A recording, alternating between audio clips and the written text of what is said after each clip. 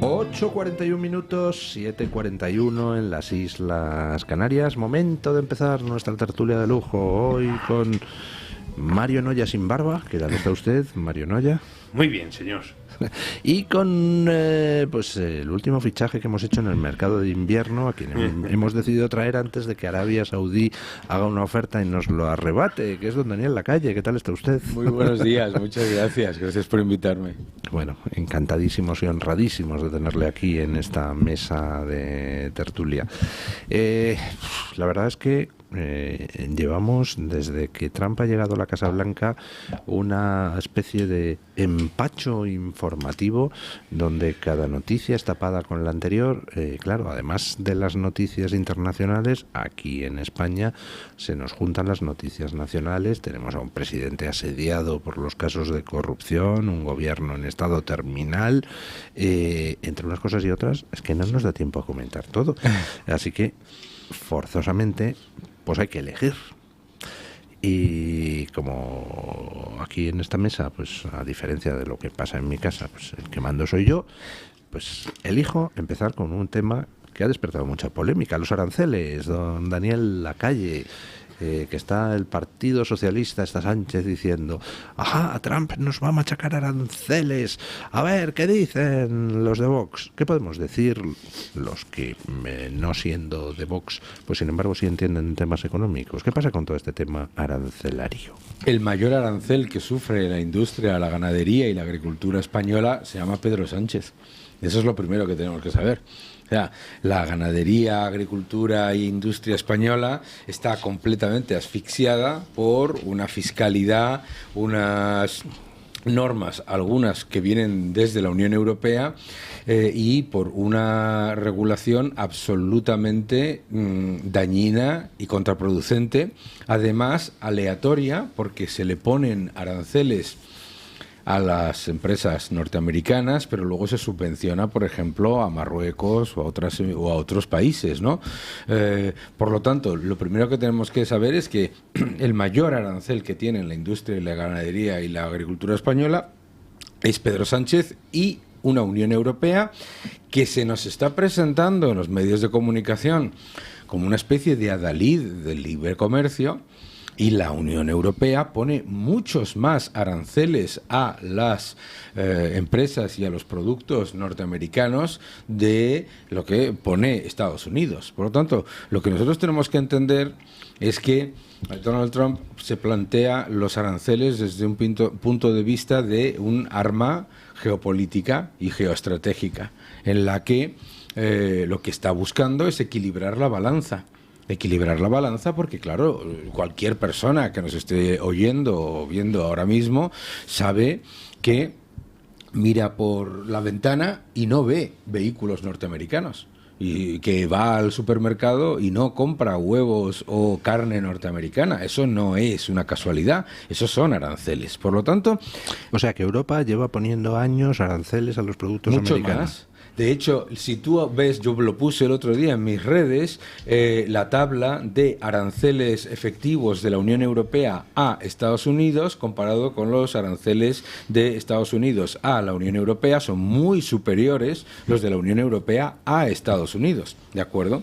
Entonces, tenemos que entender que se está creando una narrativa en la que la posición de Donald Trump se considera que es muy malvada y proteccionista, y sin embargo, esto es muy típico de Europa y de los medios de comunicación y del debate político, se está obviando otra realidad, ¿no? Que es que los aranceles no los ha inventado Donald Trump, ni los ha fíjate qué curioso, hemos tenido 4 años de una administración, la administración Biden, que ha aumentado los aranceles que había previamente y nadie ha dicho nada.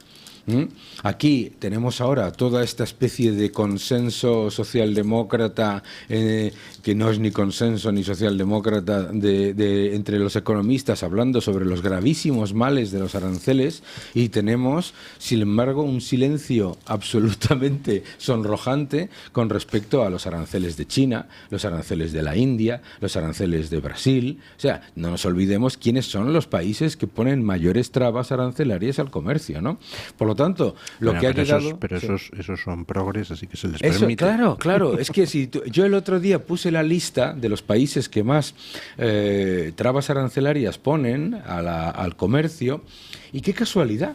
Resulta que son esos BRICS que está todo el mundo ahora como elevando a una especie de altar inexistente, ¿no?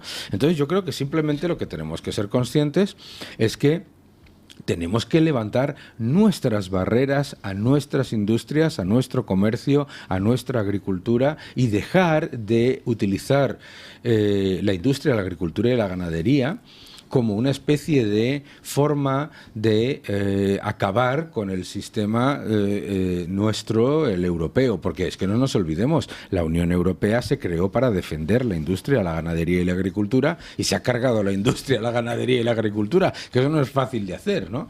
Por lo tanto, yo creo que hay que hacer mucha pedagogía, ¿no? Porque con el presidente Trump se va a utilizar y se está utilizando lo que es realmente desinformación, que es mentir constantemente sobre lo que está ocurriendo en Estados Unidos, exagerarlo y presentarnos como si fuésemos víctimas, que no lo somos.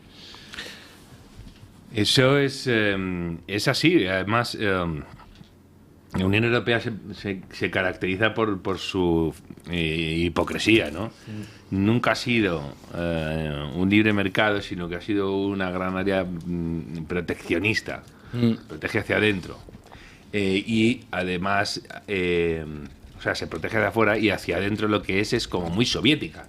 Y pone cuotas, hace cosas demenciales. Claro, los reyes del libre mercado resulta que le cuentan vacas por cada territorio, pagan porque no recojas cosechas, este tipo de cosas que han sucedido en Europa, ¿no? Y, claro, han mandado a parar, sobre todo. Es decir, se nos suele olvidar que el libre comercio, para que sea tal, se necesita pues también la libertad de los mares, etcétera, y los mares, pues, como que no son libres, ¿no? Entonces, de repente tiene que haber un país que tiene desplegados portaaviones que cuestan salvajadas de dinero para garantizar la seguridad de los mares, y da la casualidad de que esos portaaviones son de un solo país que ha dicho, oye, ya vale, ya está. No, hasta aquí hemos llegado.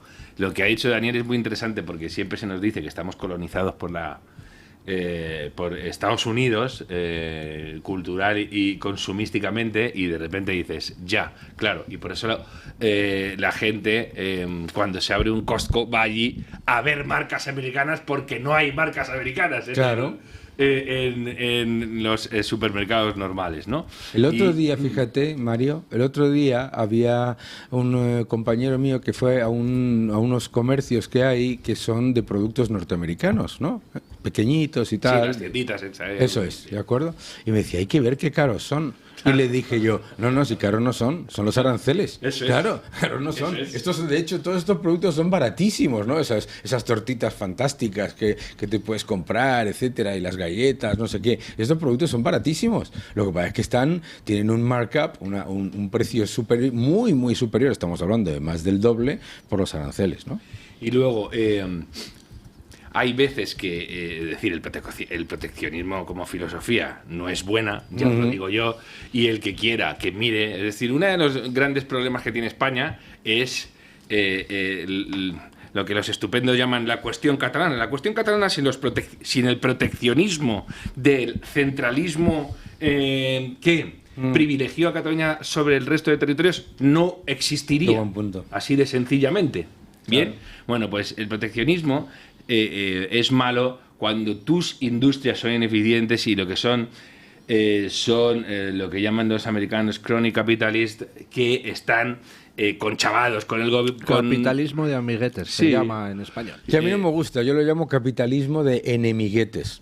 Enemiguetes del Enemiguetes consumidor. de la Porque son- humanidad. no, pues son enemiguetes porque el Estado les hunde sus rentabilidades y ahí ellos encima sufren y le pasan al consumidor el problema. Claro, ¿no? Oye, ¿y qué sucede? Que para ese tipo de industrias no es relevante, de hecho, si funcionan bien o mal. Lo relevante es estar de acuerdo, estar en sintonía con los gobernantes, con lo cual su producción no es buena. Claro. Pero cuando se habla de Estados Unidos, no estamos hablando de lo mismo, igual que cuando se habla del campo español, etcétera. Entonces, de repente dices, ¿estás desmantelando industrias esenciales?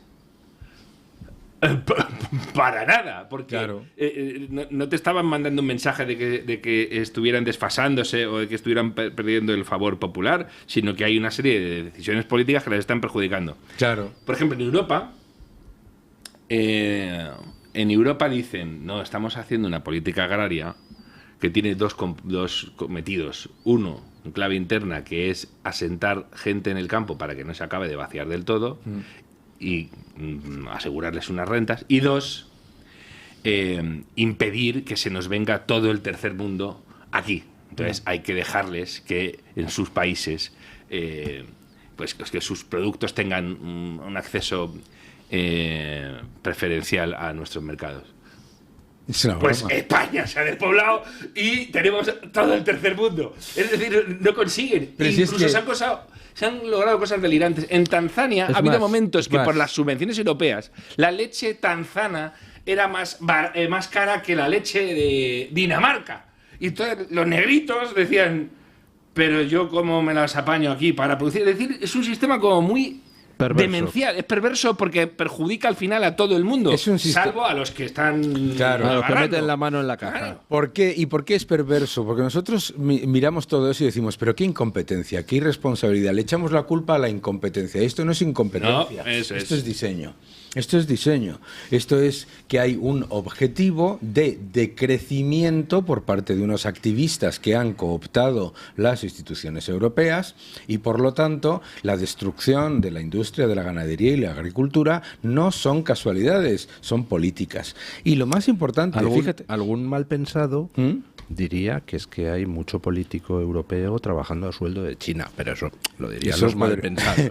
Pero fíjate qué curioso, además, con el tema de los aranceles, como cuando hablas con los agricultores, yo tengo mucha relación con algunas asociaciones de agricultores, los agricultores no le tienen ningún tipo de miedo a los aranceles de Estados Unidos. Los agricultores lo que están es asfixiados por las políticas que han venido del gobierno de Sánchez.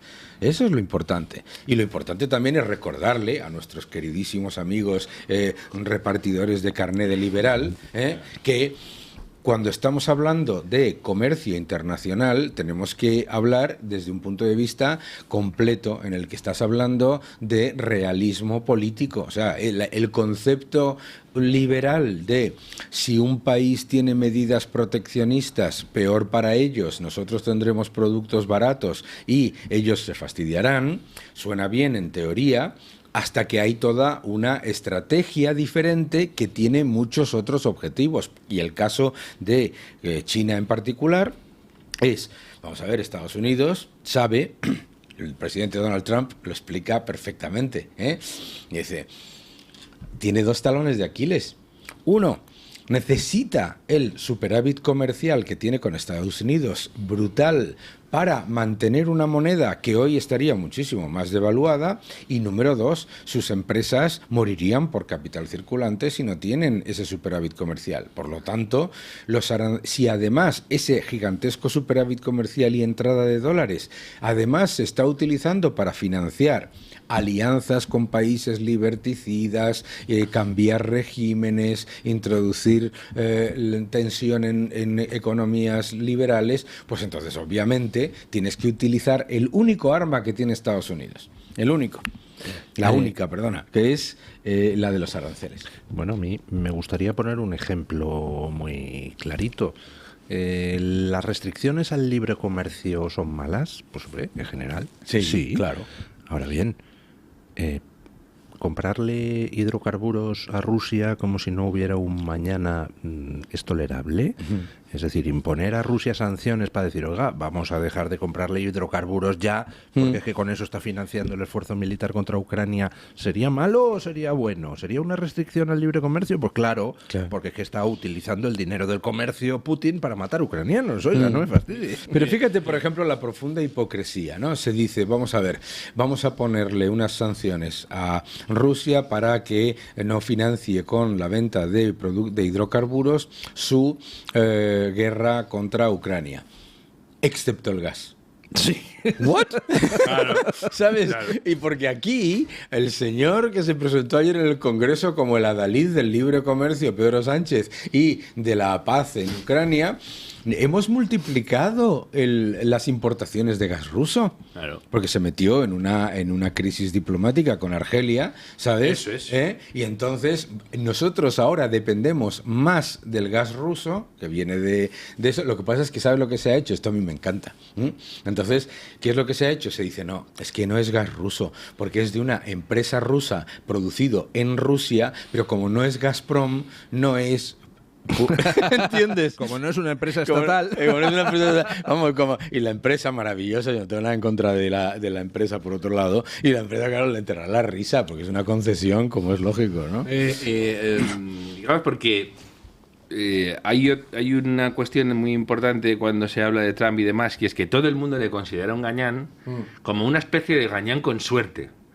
Sí. Y dices, no lo sé, chicos, la de años que tienen que pasar para que se siga con este tipo de análisis tan sofisticado. La arrogancia y Bueno, la ignorancia Es brutal, la fatal es brutal. arrogancia que diría. es brutal. ¿no? Y me recuerda que a mí me reventaba, cuando yo era un chaval, me reventaba.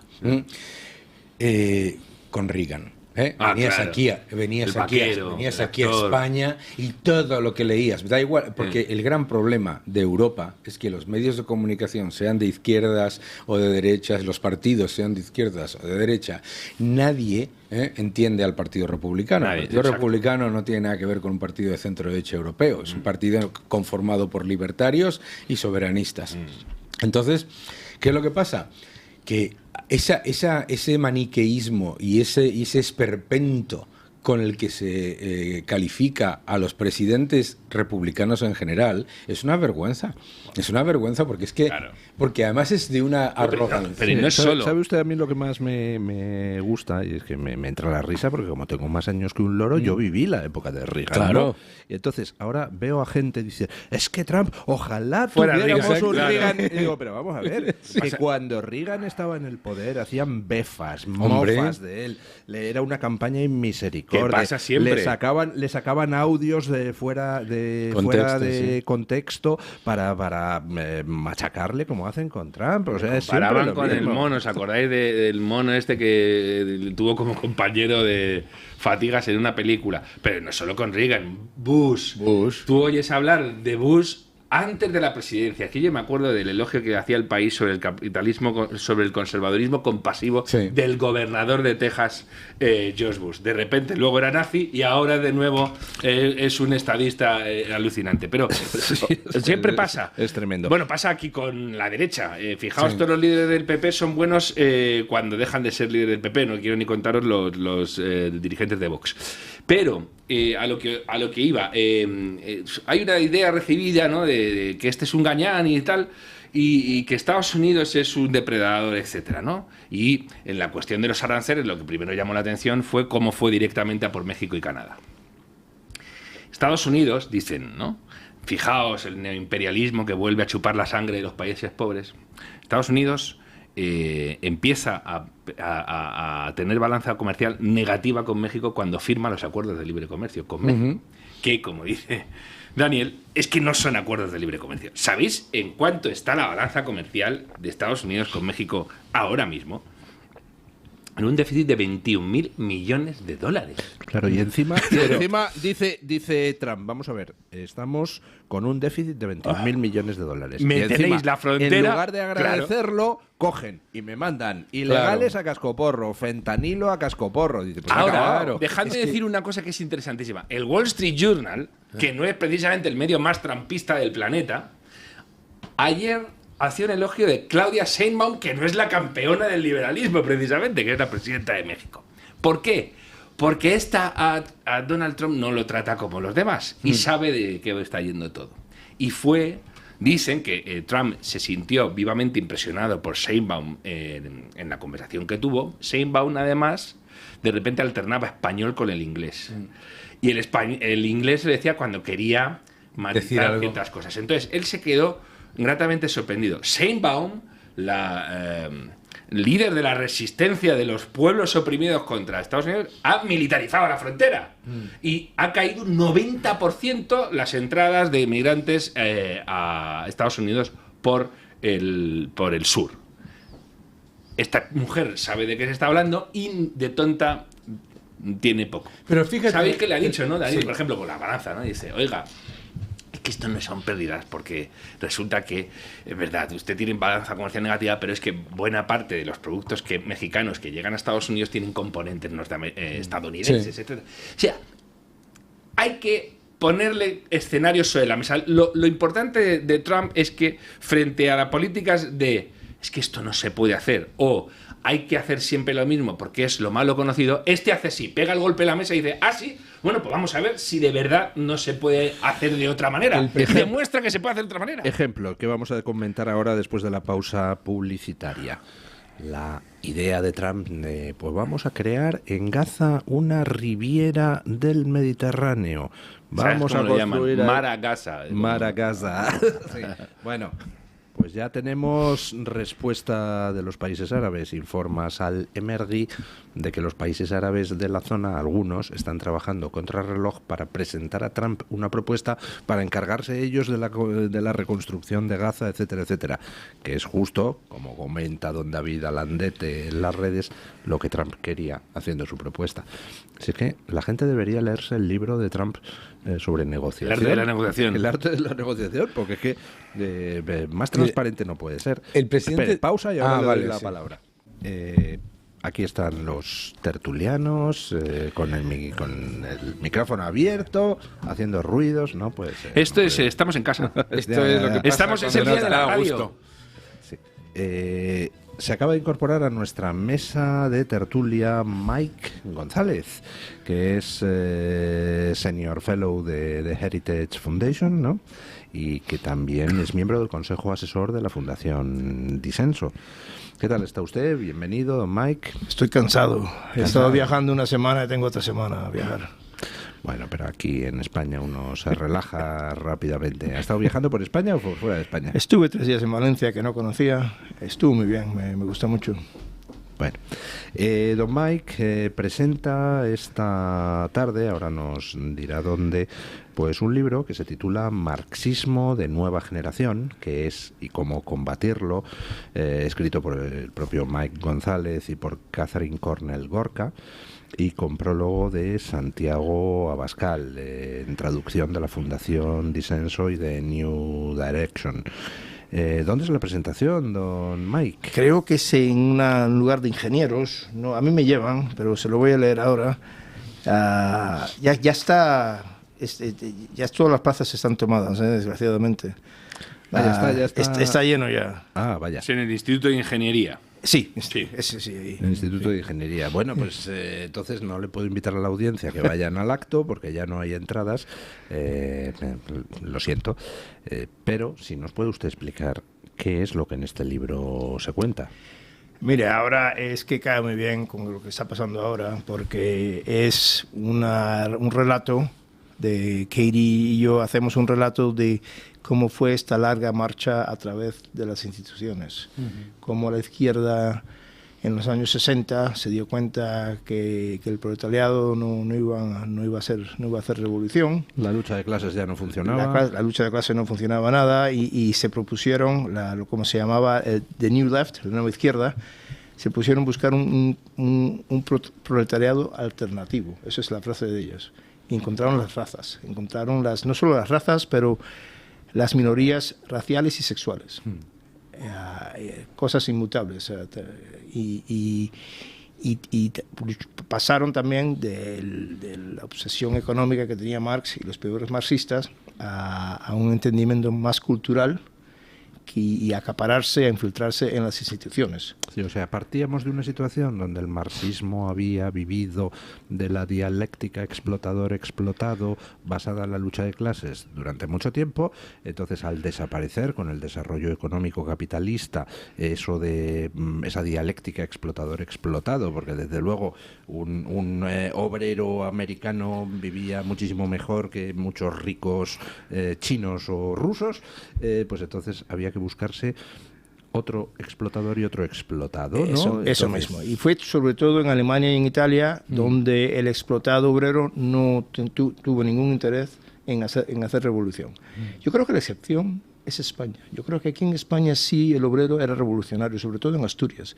Pero no lo comprendo muy bien. Corríjanme ustedes porque no comprendo el contexto. Yo estuve en la cuenca minera el año pasado y le pregunté a un asturiano amigo por qué esa gente no vota en Vox. Me dijo, no, nunca votarán. Pero sigue siendo roja y lo será toda la vida. En Asturias es fundamentalmente una situación literal de constante financiación por parte de subvenciones a una minería en la que la actividad la desapareció hace muchísimo Ya no tiempo. existe. Exacto.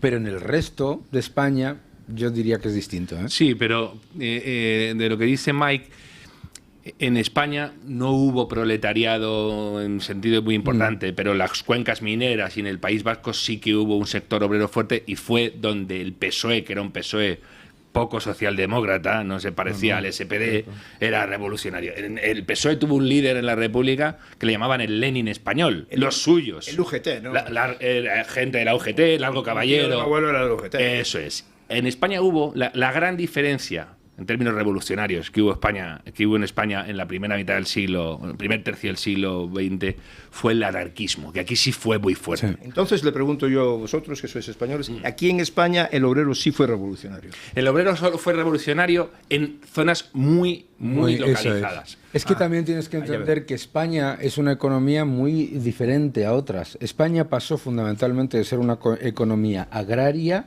casi directamente a ser una economía de servicios. Claro. Entonces, esas personas que históricamente se hubiesen pasado de la agricultura a la industria y después a los servicios, en la industria probablemente habrían sido infectadas por las ideas, etcétera. Lo que pasa es que al pasar directamente a una economía de servicios y luego otro factor, al ser un país de propietarios en el que la mayoría de los ciudadanos se pudieron comprar su pequeño piso, su pequeña casa, eso cambia mucho la forma de pensar. Y no solo, Mike, mira, en la guerra civil y en la República, la izquierda destroza la República, la izquierda destroza la República y hay un enfrentamiento tan fuerte que en la guerra civil, dentro de la guerra civil, luego hay guerras civiles en la izquierda. Sí. La izquierda aquí se dedicó a exterminar a los rivales de izquierda. Sí. Y el comunismo libertario Sí. fue una amenaza de primer orden. La CNT, el sindicato anarquista, fue una amenaza de primer orden para la República. Fueron los primeros en alzarse contra el poder republicano que era de izquierdas. Y ahí hubo enfrentamientos muy fuertes entre comunistas y socialistas y anarquistas. Por eso preguntaba, porque comprendo mucho más la situación alemana e italiana, que en los años 20 los obreros querían mejores condiciones, pero no tenían ningún interés en destrozar la sociedad. Claro. Entonces, en los años 60, los marxistas, y bueno, es que el obrero tiene conciencia falsa y hay que cambiarle la conciencia. Sí. Entonces empiezan en los años 60 a acapararse las instituciones culturales, como las universidades, las medias, los museos, todo. Y es un proceso que dura 40 años, pero que lo hacen. Sí. Estados Unidos Veo que tiene usted... No, termine y ahora se lo comento. que lo hacen y entonces con Black Lives Matter en 2014 empiezan a aplicar esto y aplicarlo de manera fuerte, de tratar de lavar el cerebro de los americanos con DEI, con struggle sessions, ¿cómo se llama? Sesiones de lucha. Sesiones de lucha. En las factorías, en las oficinas, en las clases. Y entonces lo que estamos viendo ahora con Donald Trump es la marcha en reverso, quitar esta dictadura izquierdista de las instituciones, y Donald Trump lo quiere hacer rapidísimo. Mira, Por eso cae muy bien ahora mi libro. Estoy viendo, ha tuiteado don Mario Noya en torno a esta tertulia, y estoy viendo que tiene usted una cuenta de Twitter que es Gundisalvus. Aquí teníamos a un famoso humorista que era Mingote, que tenía un personaje que era Gundisalvo, al que usaba para temas políticos. Sí. Y recuerdo una viñeta de Mingote diciendo: vota Gundisalvo, ¿a ti qué más te da? Lo tengo. ¿A usted ¿qué más se da, hombre? Claro, es así. Bueno, ¿qué es la Fundación Heritage, don Mike? Mire, he estado ahí 15 años, 16 años ahora. Lo que hacemos es, producimos, es que en inglés tenemos politics y policy. Y en español es política. Claro. Hay política y programas políticos. Y no se entiende. Producimos programas políticos. Es decir, no nos metemos en la política, pero sí nos metemos en programas políticos. Yo produzco, perdón por mi español, No, pero produzco programas políticos. Es magnífico, oiga. Bueno, lo chaporreo un poco. Mi abuela debe estar dando vueltas en el cementerio de La Habana. Su abuela era cubana. Yo soy cubano, yo nací en Cuba. Ah, usted nació en Cuba. Sí, yo nací en Cuba, me vine aquí a España a los 12 años. Pero mi abuela en el Panteón de los Alfonso debe estar dando vueltas ella cuando me voy a hablar. Entonces, lo que hacemos es tratamos de que los programas políticos que producimos sean aplicados en el Congreso, en el Ejecutivo, en los estados. No se olvide que en Estados Unidos tenemos el gobierno federal y después tenemos 50 laboratorios de democracia. Una de las cosas que es para mí muy muy importante es que los españoles entiendan lo que es el Project 2025, el proyecto 2025, porque soy actor, soy uno de los actores. Ya lo sé, sí. Efectivamente, porque aquí se ha intentado vender de una manera como si fuese un programa en la sombra, cuando en realidad es un proyecto interesante. Los protocolos de los sabios de Sion. Sí, sí, bueno, de hecho el otro día decía un periódico español, decía, el programa en la sombra de la ultraderecha para el control mundial. Tanto en la sombra que lo pusimos en el internet. Todo está todo, más de 900 páginas en el internet. Yo comenté con James Garofano el hecho de que fue mi jefe por muchos años. Sí, un gran amigo también, que comentábamos que es un proyecto además muy interesante que debería ser entendido por los intelectuales y pensadores europeos también como una forma de proponer ideas que en algunos casos también son bastante diversas, que luego sirvan para los partidos para aplicar, ¿no? Fue escrito para el próximo presidente conservador. Sí. Kamala Harris, muy famosa en Estados Unidos por haber quemado, tuvo un presupuesto de $2.000 millones, que los quemó. Los quemó. O sea, y 200 millones de deuda que ha dejado. Sí. Entre esos 2.000 millones, 40 millones se gastaron en atacarnos y decir mentiras, porque decían que nosotros estábamos vinculados con la administración Trump. Yo les aseguro y les juro que mientras yo escribí ese capítulo, nunca se me ocurrió, nunca lo hice. Levanté el teléfono y llamé a nadie, ni conocía a nadie en la administración, en la campaña de Trump, para preguntarle qué hago, cómo puedo decir esto. Fue una cosa que yo hice por mí mismo, después de mis investigaciones, y fue todo una mentira completa. Pero no, esos $40 millones que quemó la señora Harris atacándonos fue por nada. Claro. Por nada, no, el votante no se...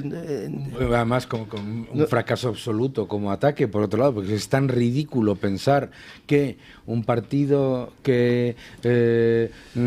como socialdemócrata. Pero llama también mucho la atención, fijaos de nuevo con las ideas preconcebidas, ¿no? o los prejuicios que se tienen. En España, que parece que todos hemos estudiado en Salamanca, en la Salamanca de los siglos dorados. Estuve allí el año pasado. ¿Estuviste el año pasado? Sí, en la universidad. Juzgamos que en Estados Unidos son todos muy brutos y que les da igual las ideas y que son unos gañanes.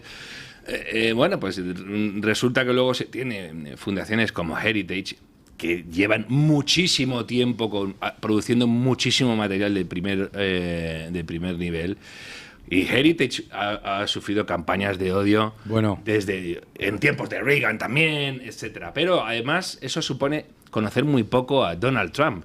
Donald Trump ya creo que ha demostrado que no va a dejar que nadie lo pilote, le diga de tal, no sé cuánto, pero ellos sí que es cierto que exponen programas, lo hacen mucho y con mucha frecuencia y sobre muchísimos temas, porque Heritage no es una fundación como entendemos en España, que muchas fundaciones son, venga aquí, meter a un político que se ha retirado y que haga... No, ellos tienen personal, manejan presupuestos muy altos, Tenemos hacen 300, políticas... 300 investigadores. 300 investigadores.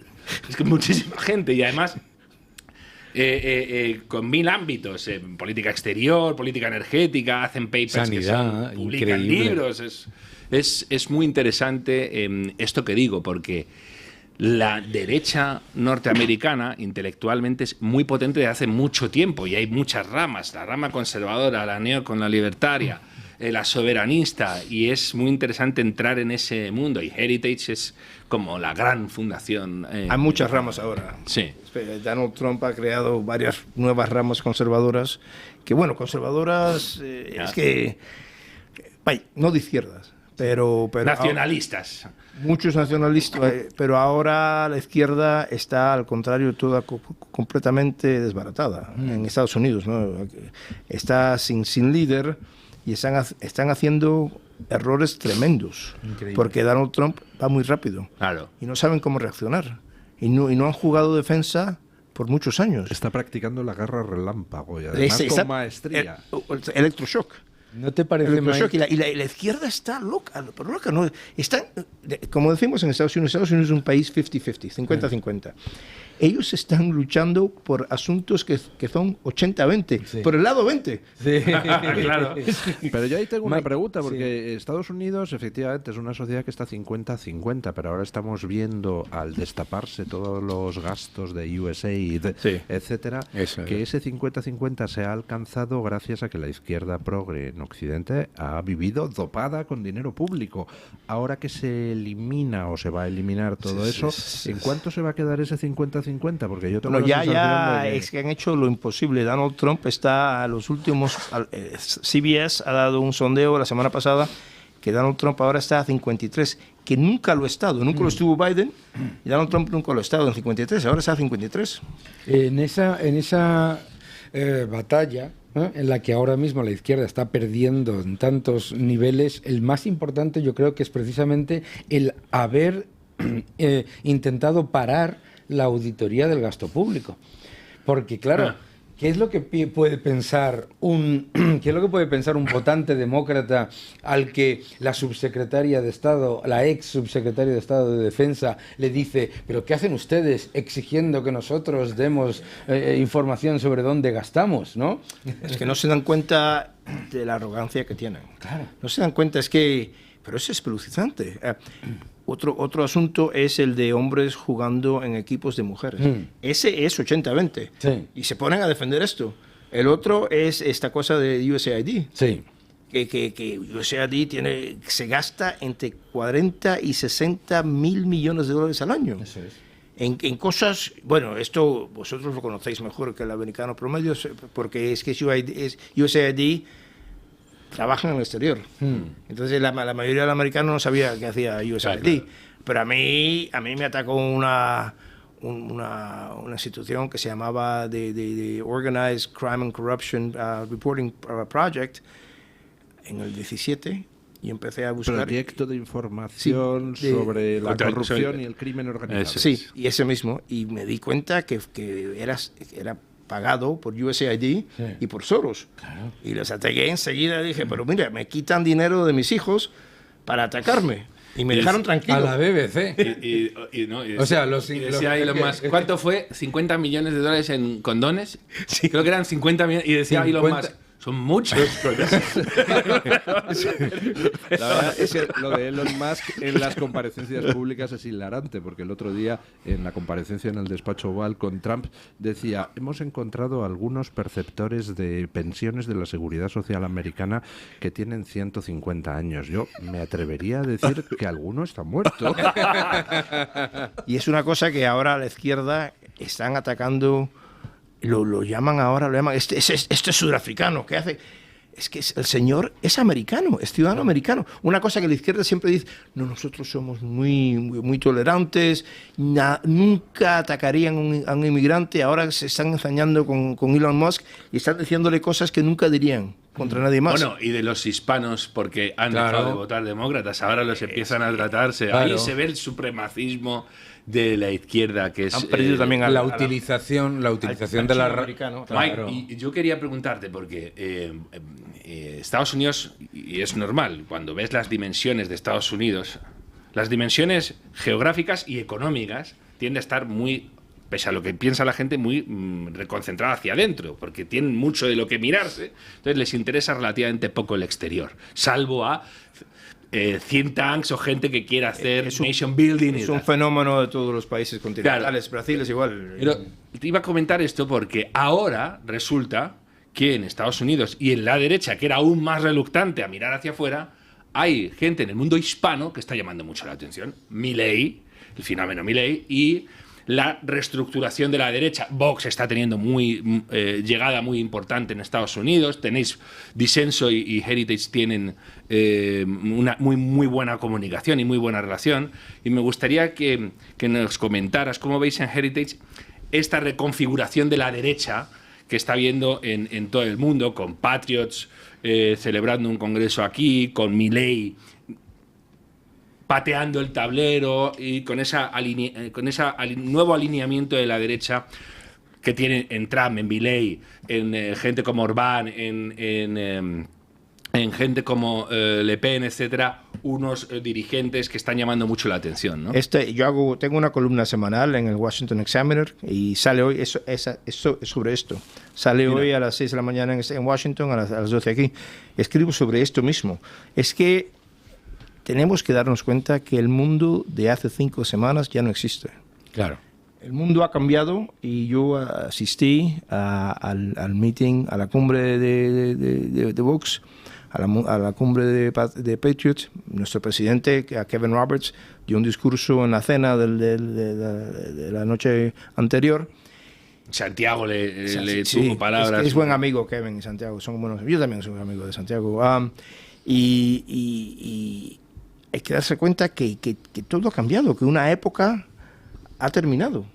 Que ahora tenemos, como dices tú, a Milei, a Bukele. Bukele tiene algunos matices que a mí personalmente los pregunto, pero está en este lado. Tenemos a Peña en Paraguay, voy a ver a Peña el mes que viene en Asunción. Y tenemos aquí a Orbán, a Le Pen, a Wilders. Wilders acaba de escribir un artículo. Wilders lo ataca mucho, lo critica y ha tenido guardia desde 20 años. Acaba de escribir un artículo fenomenal sobre el patriotismo. Entonces, estamos viendo ahora una derecha mundial que se está reconstituyendo. Y lo que pasa es que la izquierda siempre tenía una ventaja en reunirse internacionalmente porque la izquierda es internacional. Marx era internacional, no creía en fronteras, y el conservador quiere conservar normas y tradiciones locales. Lo que el conservador de Texas quiere conservar no es lo mismo que el conservador de Portugal. Claro. Pero ahora tenemos un enemigo en común, que es el wokismo, y hacen, aunque o sea sobre sexo o sobre raza, todas esas teorías hacen la misma cosa que eso que decía usted, la dialéctica de opresor y oprimido. Todo se ve a través de ese lente y estamos, como tenemos a este enemigo, es casi como la OTAN, que se hace contra la Unión Soviética. Tenía un enemigo común y ahora los conservadores de todo el mundo han hecho una OTAN entre ellos para luchar contra el enemigo woke que tienen. Mira, Mike, perdón, Luis. No sé si me explico bien, pero... No, muy bien. Precisamente que has hablado de la Unión Soviética, hay gente, incluso entre la derecha, que tiene legítimos preocupación, que digan, vamos a ver, cayó la Unión Soviética y ahora el gran enemigo es China, pero ojo que Rusia sigue siendo Rusia y sigue estando gobernada por un tipo que no ha dejado de ser mentalmente un tipo del KGB, el siniestro Putin y tal, ¿no? Sí, y llamó a la caída del muro un desastre. Sí, eso es. ¿Qué tienes que decir tú ahí, ¿no? A los que temen que precisamente la emergencia de China lleve a que frente a Rusia se hagan aproximaciones que pueden ser al final perjudiciales para Occidente, para la causa de la libertad, para la causa Estados Unidos, incluso de las derechas, de las nuevas derechas. Putin es un adversario al Occidente importante, al cual se tiene que tener cuenta, pero John McCain llamaba a Rusia, ¿cómo se dice? Una gasolinera con armas nucleares. Sí. China es otra cosa. China tienen ambiciones y tienen alcances muy diferentes a los de Rusia. Rusia es más tosca, más cuando actúa, no actúa con... Es que China, hay que darse cuenta que China... Más sofisticada. Mucho más sofisticada. Se ha metido... Hay un ejemplo que comento en mi libro de La dictadura infinita sobre China, que es cuando Portugal en 1975, al calor de la revolución de los claveles, un poco después de 1975, le dice a China, bueno, que os devolvemos, si os parece, la colonia de Macao. Y la contestación de China les dejó estupefactos. Dice, no me la devolváis. No, os la quedáis, la administráis. Eso sí, fírmame un papel diciendo que reconoces que la soberanía es mía y que cuando yo te la reclame me la devolverás. Y efectivamente así lo hizo Portugal. Y 25 años después, China dijo, ahora sí, ahora ya estoy preparada para que me devuelvas Macao. ¿Qué país sería capaz de, si le ofrecen devolverle un territorio que considera suyo, decir, no, quédatelo, tranquilo, ya hablaremos? China trabaja a largo plazo y con una estrategia brutal. Rusia, efectivamente, como usted lo ha dicho, me gusta la palabra, es más tosca, es una cosa más de andar por casa, ¿no? Sí, es que yo viví en Hong Kong 8 años y es que China sabía que el lease, ¿cómo se llama? El lease... el préstamo, el arrendamiento, la concesión de Kowloon caía, se terminaba en el 96. Y la isla de Hong Kong, que era británica, no tenía ríos, no tenía agua. Dependía de los ríos de Kowloon. Y China quería que le devolvieran a Hong Kong. Entonces China quería que Macao fuera después de Hong Kong. Entonces sabían que iban a tener negociaciones con el gobierno británico, que las tuvo con Margaret Thatcher. Les dijo, no vamos a renovar el lease, la concesión de Kowloon. Kowloon va a revolver a ser China y las 8 millones de gente en Hong Kong se van a morir de sed en 4 días. Margaret Thatcher trató de ver si podía poner cosas de desalinizadoras. Desalinizadoras y no fue practicable, entonces tuvo que darle. Por eso fue que China quería, es que no quería que hubiera mal ejemplo con Macao. Tenía miedo que después de recibido Macao, al ver que se acababan las libertades, entonces Inglaterra se encastillara y no devolviera a Hong Kong. Eso mismo. Mike fue corresponsal en Asia durante mucho tiempo, ¿no? 10 años, sí. ¿Viste en tiempos de Tiananmen? Estuve en Seúl, yo estuve en Tiananmen, estuve en Hong Kong durante Tiananmen. Ajá. Pero bueno, allí... es usted un pedazo de historia viva. Prodigio, sí, porque usted, pues en fin, tiene una pierna en cada uno de los 3 polos del futuro. Estados Unidos, China y el mundo hispano, ¿no? Empecé en Panamá en el 88, fue mi primer puesto y me encarceló Noriega y me echó. ¿Estuviste en la intervención de Panamá? No, un año antes. Claro. Un año antes. Después... Es verdad, fue en el 89. Sí, yo sí, en el 88 y por eso mi redactor pensó que yo era hot stuff y me mandó a Hong Kong. Y yo dije... Bueno, mi apellido González, hablo español, me voy a pasar toda mi vida siendo corresponsal en Latinoamérica, mándeme a Hong Kong, lo añado a mi resumen, nunca volví a Latinoamérica. Me quedé en Asia 10 años. Bueno, nos quedamos desafortunadamente sin tiempo porque la verdad es que la tertulia con Don Mike daría para horas, ¿no? Porque, gracias. Madre mía, qué cantidad de cosas tiene usted para contar. Pero los que estén interesados en ver las cosas que escribe don Mike González, pues pueden buscar este libro, Marxismo de Nueva Generación, que es y cómo combatirlo. Creo que en español la edición es limitada, ¿no? Y sí, que no está disponible así con carácter general, al menos por ahora, la traducción que ha hecho la Fundación Disenso, pero tienen ustedes la versión en inglés disponible. Sí, está vendiendo muy bien todavía. Entonces, bueno, pues la pueden ustedes descargar, leerlo en inglés. Bueno, yo animo a la Fundación Disenso a publicar esto así un poco de manera más abierta, aunque sea en edición un pelín menos lujosa, para que así pues pueda llegar a más gente. Muchísimas gracias, don Mike, por haber estado gracias a vosotros aquí. Gracias. Y hacemos una breve pausa publicitaria y nos vamos a rematar la tertulia. Ya lo cantábamos ayer. It's raining ham, aleluya. Están lloviendo jamones, señores. Y ha entrado don Gonzalo Alonso para comunicar quiénes son los agraciados de hoy. Ya saben que les estamos diciendo que se apunten ustedes en nuestra página de radiolibertad.es y que simplemente con apuntarse rellenan ustedes el formulario y ya entran en el sorteo de jamones. Que oiga, ayer, el lunes, regalamos 1, el martes 5, el miércoles 5. Hoy, ¿cuántos vamos a regalar? Otros 5. ¡Otros 5! Pero bueno, fíjense, se apuntan gratis. Y les puede tocar un jamón. De hecho, ya le está tocando a la gente.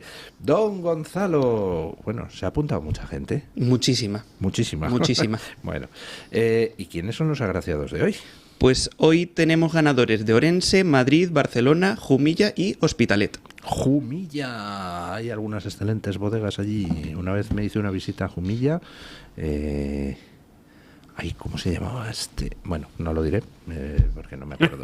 Pero había una bodega magnífica que tenían un vino de uva Syrah, que es una variedad muy curiosa, pero no me acuerdo, se llamaba La Ermita. No me acuerdo. Bueno. Los ganadores. Sí. Vamos a ello. De Orense, María José Vázquez. Madrid, Marisa Madrazo Herrero. Barcelona, Juan Fernando Alemani. Jumilla, Pedro José Madrid Cánovas y Hospitalet, Juana Sánchez Cano. Bueno, pues muchísimas felicidades a todos ellos. ¿Quieren ustedes que les toque un jamón? A ver, don Daniel, usted se ha apuntado al sorteo. No me ha apuntado. No le va a tocar, claro, es lo que me pasa. Que dice, nunca me toca la lotería y dice, a ver si juega. A ver si juega. Claro. Yo me sabía ese de los dos vascos que dice, oye, Pachi, que te ha tocado la lotería, ¿no? Y dice, 2 millones de euros, ¿no? Y dice, lo he jugado. Exacto. Bueno, pues muchísimas gracias, don Gonzalo Alonso. Y recuerde usted a nuestros oyentes cuál es la dirección web para entrar y apuntarse. Sorteoradiolibertad.es, rellenan nombre, apellidos, código postal y correo electrónico y entran a participar. Bueno, sorteoradiolibertad.es. Ahí tienen ustedes el formulario. Y mira, pues te puede tocar un jamón. Muy fácil. Muchas gracias. A ustedes. Bueno, comentábamos sobre las estrategias de negociación de Trump y habíamos dejado pendiente el tema de lo de Gaza, donde Trump coge, pues igual que con México y Canadá, dice, voy a poner aranceles del 25%, y entonces los otros dicen, bueno, a ver, ¿qué quieres? Y los retira. Pues con lo de Gaza coge y dice, voy a hacer la Riviera del Mediterráneo y todos, ¿pero qué dice este imbécil? ¿Qué ideas tan peregrinas? ¿Qué no sé qué? Y ya están los países árabes de la zona haciendo una contrapropuesta para encargarse ellos de reconstruir Gaza, que probablemente pues era lo que Trump pretendía desde el principio, ¿no? Claro. Es esa manía de la izquierda progre desde hace siglos de a todo el que le lleva la contraria presentarle no solo como malvado, sino además como imbécil, ¿no? Sí. Con lo cual la pregunta es, vamos a ver, vale que a tus oponentes les presentes como malvados, pero si les presentas como imbéciles y resulta que te han ganado, ¿en qué posición te deja eso a ti mismo? Bueno, pues siguen cayendo en lo mismo y a Trump le presentan como si fuera idiota, como si tuviera ocurrencias estúpidas. Claro, fíjate qué diferencia entre cómo lo ha reflejado la prensa, los medios de comunicación europeos y los de Oriente Medio. En Bahrein, en Arabia Saudí, en Omán, en Emiratos, se ha recibido la noticia como grandísima oportunidad para las empresas, los conglomerados inmobiliarios y constructores de su la zona. Claro, pero si es que además lo entiende cualquiera. Pero lo que ha demostrado también es muy importante, porque aquí toda la narrativa de la izquierda ha sido el bloqueo de Israel, y lo que se ha demostrado aquí, de nuevo, para el que le faltaba, ¿no?, de la información, es que los que no querían un solo refugiado de Gaza, ni uno solo, eran los egipcios y los jordanos. Y ahora está cambiando todo. Yo creo que de nuevo aquí lo que se está demostrando es que esa fatal arrogancia, la ignorancia y la arrogancia es muy peligrosa. Y es muy peligrosa esa combinación. Y no nos estamos dando cuenta, lo que acaba de decir Mike González me parece esencial, que el mundo ha cambiado. Y aquí hay todavía una enorme cantidad de personas, probablemente bien intencionadas, que piensan que el mundo va a volver a 1985, que son como esos fans de ABBA que piensan que se van a reunir, ¿no? Bueno, pues aparte de, ¿sabes? Menos mal que no. Es que usted no lo sabe. Don Daniel es un absoluto loco de la música. Yo sé mucho. Voy a hacer otro programa para eso es cierto. que tenga que ver con música. Es más, sus libros de economía los salpimenta con citas de grupos musicales. Que claro. Este tío está loco. ¿Qué música le gusta? Toda. No, yo soy... Bueno, toda, pero sobre todo soy de rock. De rock. De rock, de verdad. Es que un día no de rock, de eso que aquí llaman rock. ¿Y qué disco se llevaría a una isla desierta? Disco que yo me llevaría a una isla desierta. El favorito de todos. Physical Graffiti de Led Zeppelin. Como además es doble, estoy haciendo... Zeppelin. Sí. Es que cuando se anima hasta canta. Es un hecho. Eso es un dato. Es viral. En la cuestión de Gaza, de nuevo lo que ha hecho ha sido hacer que todo el mundo piense otras cosas. Que deje de atascarse que si la solución 2 estados, que si no sé qué y que si no sé cuánto. Y en hacer siempre lo mismo. Por ejemplo, Gaza ahora mismo tiene unos niveles de destrucción alucinantes. No sé si es como no sé si leí. Hemos publicado ahora en Vox un informe que se publicó en US News Syndicate, que yo no sé si es el 70% de la infraestructura de Gaza ahora está destruida. ¿Qué sucede? ¿Se va a volver a hacer lo mismo otra vez? ¿Vas a volver a reconstruir Gaza para que vuelvan a utilizarla como plataforma de lanzamiento de ataques genocidas contra Israel? Entonces, de repente, Trump ha dicho que se acabó, que es que encima les estáis pagando las reconstrucciones. Decidme más cosas. Y hay sobre el tapete un montón de ideas. Hay gente que le está pidiendo que tome en cuenta el Sinaí, que está vacío, que es limítrofe con Gaza y que permitiría generar ahí una especie de colchón, una buffer zone entre Israel y los terroristas gazatíes, ¿no?, que hay en Gaza. Hay otros que están diciendo Jordania, que tiene una gran mayoría de población palestina y que está vacía, dice, oye, y ahí estos que son palestinos tampoco tienen interés en acoger gente. ¿Qué sucede? Que Hussein dice, lo que me faltaba a mí, Hussein, el rey Abdalá de Jordania, dice, es tener más problemas de ese tipo. Pero la mujer, la esposa, la reina Rania es palestina. La reina Rania de Jordania es palestina. Y Trump, ya digo, está reconfigurando el tablero y está diciendo, oye, en Israel hay gente que dice, estos son territorios en disputa y si seguimos con lo mismo, pues vamos a dar pie a que los que quieren volver a Gaza puedan volver a Gaza, a que en lo que se llama aquí Cisjordania, Judea y Samaria, haya más lo que se llaman asentamientos, que son comunidades israelíes, etcétera. Dicen, oye, aquí de lo que se trata es de tener estabilidad. Y otra gente que te dice, se está perdiendo, con los palestinos se está haciendo algo excepcional. Normalmente los pueblos, países, estados que pierden una guerra, o sea, que lanzan una guerra, la pierden con todas las consecuencias. Preguntadle a un alemán si Alemania notó las consecuencias de perder una guerra. Había alemanes en toda Europa y ahora no hay alemanes en ningún sitio que no sea Alemania. La gente no sabe por qué fue. ¿Sabes qué se hizo con los alemanes que había en Rumanía, que había, bueno, que en toda Alemania? Forzoso de ¿Sabéis qué pasó? Bien, en Chequia, Praga era casi más alemana que checa. ¿Hay alemanes en Praga que no estén de turismo?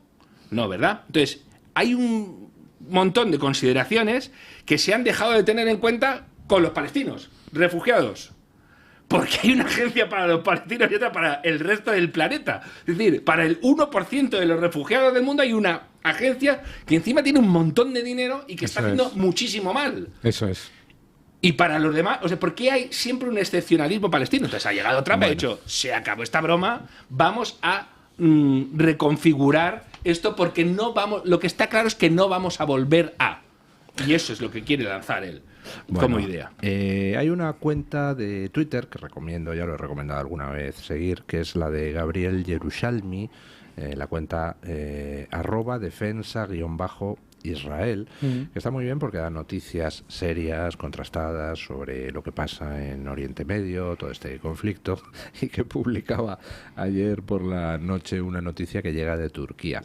Ahmed Davutoglu, que es el ex primer ministro de Turquía y actual líder del Partido del Futuro turco, dijo ayer que Turquía es el sucesor legal del Imperio Otomano, que los habitantes de Gaza siguen estando bajo soberanía turca y que no tienen ninguna otra ciudadanía y que, por tanto, los habitantes de Gaza deberían celebrar un referéndum para unirse a Turquía y ser considerados una región autónoma bajo Turquía hasta que se establezca un Estado palestino. Comenta Gabriel Yerushalmi. En fin, éramos pocos y parió la abuela, ¿no?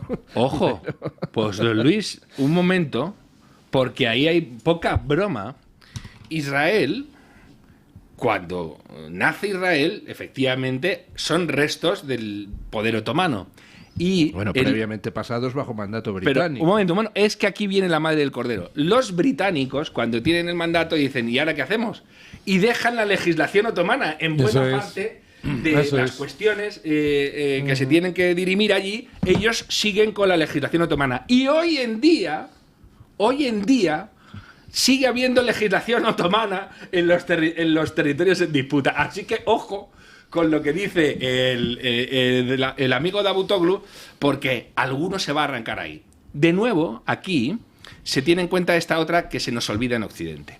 En el mundo islámico se piensa muchas veces en términos islámicos, mucho más que en términos nacionales. Y si alguien enarbola esa bandera, cuidado con tomárselo a coña. ¿Por qué Jerusalén es tan importante? Jerusalén jamás, nunca, jamás de los jamases ha sido capital de ningún imperio o país o estado o lo que quieran ustedes islámico. ¿Qué sucede? Que le han dado la importancia simbólica ahora a la cuestión de Jerusalén y por eso es tan relevante la cuestión palestina. Pero mirad si es crucial hablar o tener el marco mental de los musulmanes, que Arabia Saudí, cuando ve que Jerusalén y que el monte del templo empieza a tener gran importancia, dice, un momento. Y dicen, ojo, el Corán no dice que Jerusalén sea la mezquita en la que Mahoma fue al cielo y dejó al borrico buraco. Porque para ellos sabéis que el templo, el monte del templo y lo que es ahora el muro de los lamentos es donde Mahoma dejó el caballo y se hizo un viaje al cielo y cosas de estas. Y Arabia Saudí recuerda, eso no está en el Corán. Y dice, Arabia Saudí dice, eso no está en el Corán. Hablan de la mezquita de Al-Aqsa y eso quiere decir que hablan en términos de localización geográfica, pero que no es... que no señala explícitamente al Quds, Jerusalén. Fijaos, o sea que a nosotros estas cosas que nos parecen de delirio, por cierto, Mahmoud Abbas, o sea, los mismos que te dicen, aquí no ha habido nunca presencia judía, y lo dicen en serio, luego se presentan también como campeones del cristianismo, y Jesús, por eso para ellos es palestino y no es judío, pero los mismos que dicen, no, aquí no hay pruebas arqueológicas de que haya habido jamás judíos, te dicen que eso es islámico porque Mahoma se hizo un viaje en burro al cielo. Y tú dices, ¿pero estamos locos o qué? Claro. Bueno, pues a lo mejor estamos locos, pero resulta que cuando eso se transforma en una medida en una idea fuerza que lleva a gente a matar, cuidado con no tomar en serio lo que esta gente pretende, etc. Y Turquía, a lo tonto, se está haciendo con un montón de poderes, porque se le están cayendo los grandes enemigos. Se fue Assad, Rusia está como está, Irán está como está. Ha colocado un gobierno títere en Siria, etcétera, etcétera. Así que con cuidado.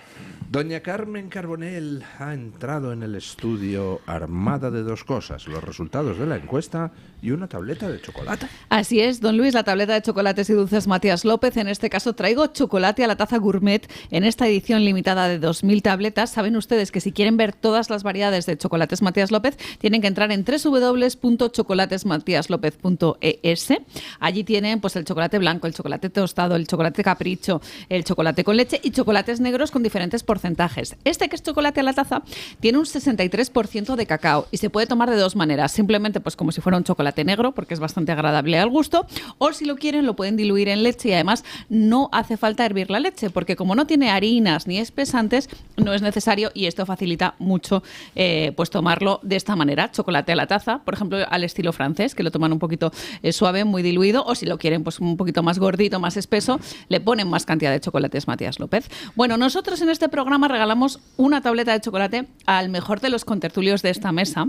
Son los oyentes de YouTube los que dan el privilegio de llevarse esta tableta, y hoy, que es el Día Mundial de la Radio, don Luis, un día tan señalado, se lo lleva don Daniel Lacalle. Hombre, nos vamos haciendo profit, como a mí me gusta. Exacto, que es Yo se lo daría a doña Carmen Carbonell, que el otro día acertó la porra en lo que dijo, porque ella dijo, el Madrid 3 goles. No dijo los que iba a meter el City.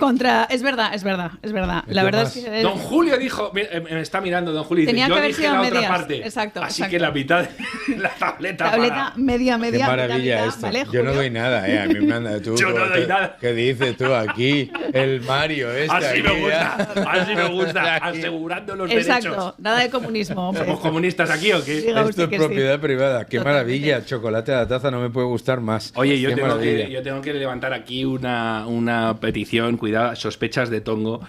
José Calauche dice en Twitter, un día más los jamones van casi todos al norte de España. ¿Es verdad que los jamones han ido casi todos al norte? No, hombre, ha habido ¿qué es el norte? ¿Zaragoza es el norte? Ha habido en Zaragoza. Hombre, Zaragoza es el norte. Ha habido en Jumilla, ha habido en Córdoba, Jumilla, en Madrid, en Alcobendas, si no me equivoco. O somos pocos los que escuchamos fin. desde el sur, o las bolas miran al norte.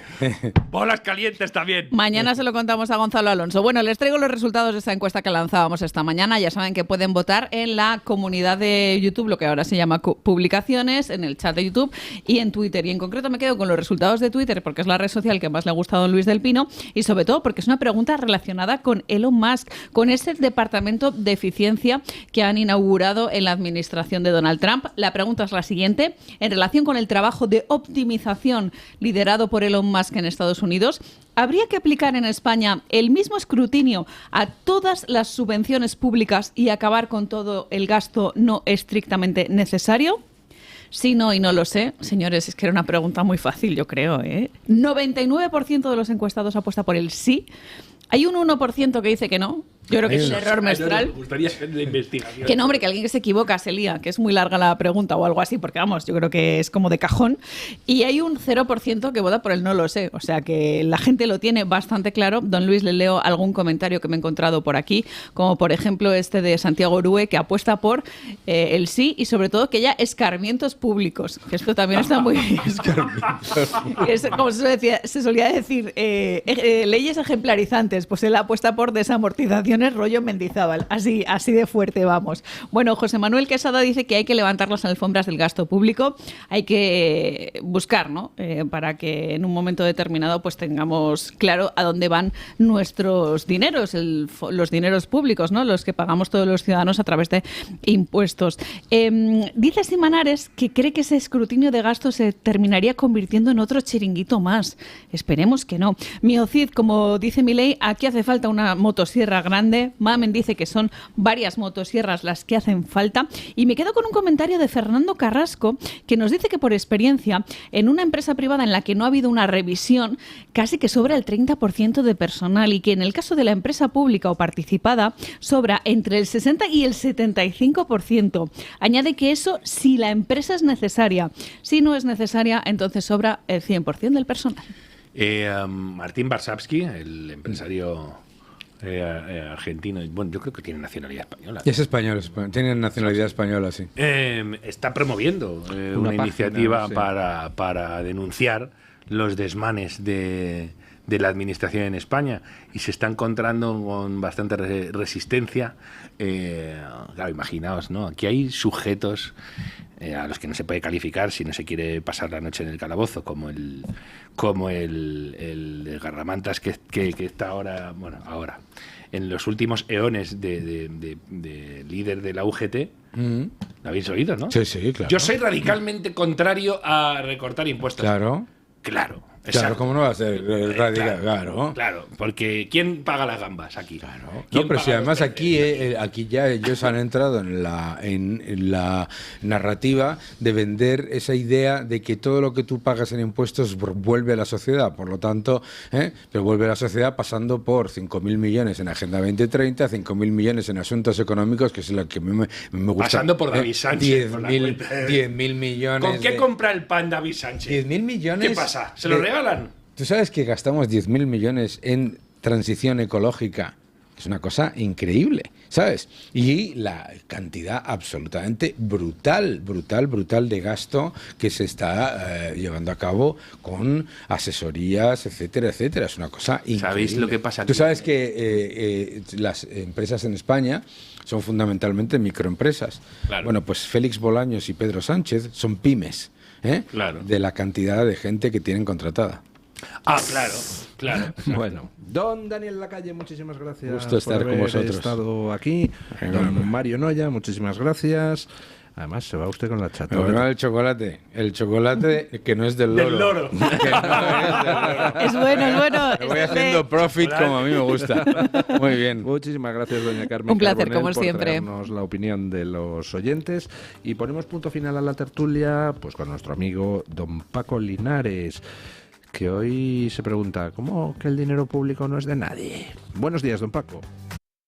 ¿Recuerdan quién dijo esta frase? Nosotros administramos el dinero público y el dinero público no es de nadie. Pues eso lo dijo la socialista Carmen Calvo. Gracias, don Luis del Pino, y muy buenos días. Creo que cuando dijo esa frase, a doña Carmen Calvo le traicionó el subconsciente. Y es más, siguiendo la línea de pensamiento del PSOE en general y de esta criaturita en particular, seguro que creen y creían que como el dinero público no es de nadie, pueden, y desde luego lo hacen, que se lo apropien. Así, queridos teleescuchantes, les descuentan de sus salarios brutos casi la mitad. Después pagamos IVA, cuando echa gasolina, cuando encienden la luz, compran comida o lo que sea. Y seguimos pagando impuestos. Ese dinero que le restan y pagan, se creen que es de ellos, porque piensan que usted, como yo, somos tontos. Cobran comisiones empleados públicos que deberían aplicar ese dinero para disminuir nuestros impuestos. Se lo gastan en pisos, viajes, lujos y otras minucias.